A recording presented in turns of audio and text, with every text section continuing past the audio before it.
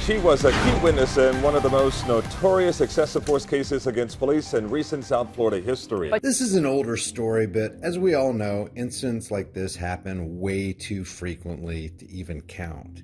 This is just another in a mountain of incidents involving cops who are so scared of transparency that they'll do anything in their attempt to silence people for outing them. Here's the cast of characters. We have Officer Ramirez from the Fort Lauderdale Police Department, who had a long history of reports of excessive force. This guy was charged with misdemeanor battery and arrested the following year for attacking Bruce LeClaire, a local homeless man. Interestingly, even though there was video evidence that he committed the crime, Officer Ramirez was found not guilty. Not guilty. Now, the reason we even have any video evidence of this crime is because of this guy. He's the fiance of Jessica Mooney.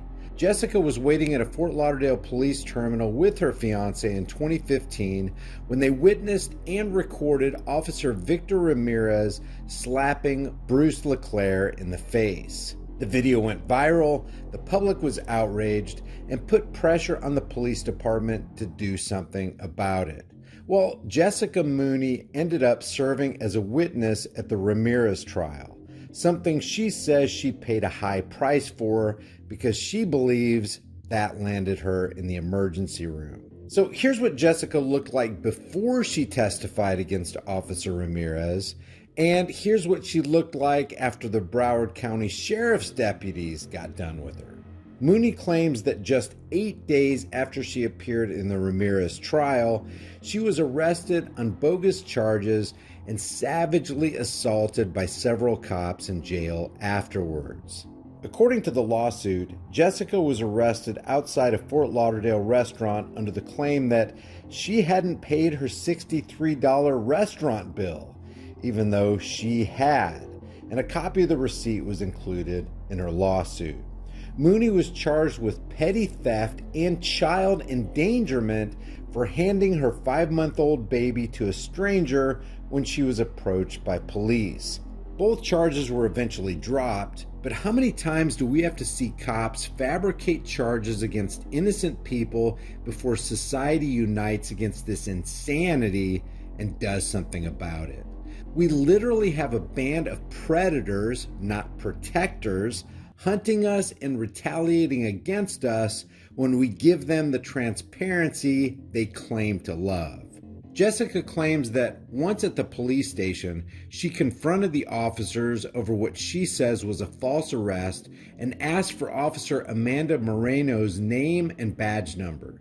Mooney said that the officer's long hair was covering her badge, so she tried moving her hair softly with just one finger. That's when Mooney claims that she was thrown on the ground and savagely assaulted.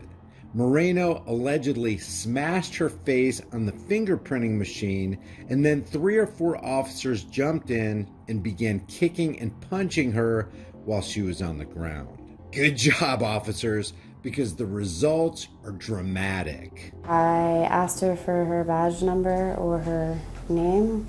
Her hair was covering it. One finger. She smashed my face on the fingerprinting thing. I don't know whether I lost consciousness or if my body just went into shock. I believe I had a footprint on my rib cage. Cuts everywhere inside my mouth from just being brutalized. I just never want to see anything like this happen again. The officers involved claim that Mooney was yelling obscenities and took a swipe at Moreno, but Mooney's attorneys say the video evidence from the jail cell contradicts their account. And of course it does. A cop will sit there and lie to your face even when you show them a recording of what they actually did or said. And why can't the public just take a look at the video evidence from the jail for themselves? Well, that's because the thin blue line protecting State Attorney General Pam Bondi refused to release it, citing a state law that allows government surveillance footage to be kept from the public to prevent those systems from being compromised. Don't you wish cops would protect the public as fervently as they protect video evidence of them committing crimes? Mooney remained in Broward County Jail for 2 days after her arrest until she was taken to Broward Health Medical Center's emergency room for head trauma. Guys, this is just another example of the cycle of policy enforcement criminality. If you and I committed the same crime Victor Ramirez committed against this homeless man, the jury would make sure that we got the justice we deserved.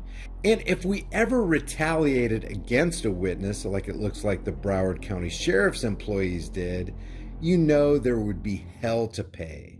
If you like this video, maybe you'll like some of my others. Go to my most popular playlist and look at some of the videos you may have missed. Subscribe, like, and share this video. If you haven't done so already, subscribe to my email list through my website, highimpactflix.com. If you want to support the channel further, the links are in the description. Grab a hard-hitting conversation-starting shirt or become a channel member. In the meantime, remember, you've got rights. Know what your rights are and stand for your rights. If you don't use those rights, you will lose them. Freedom is dangerous. The only thing more dangerous is not having freedom. I'll see you in the next video.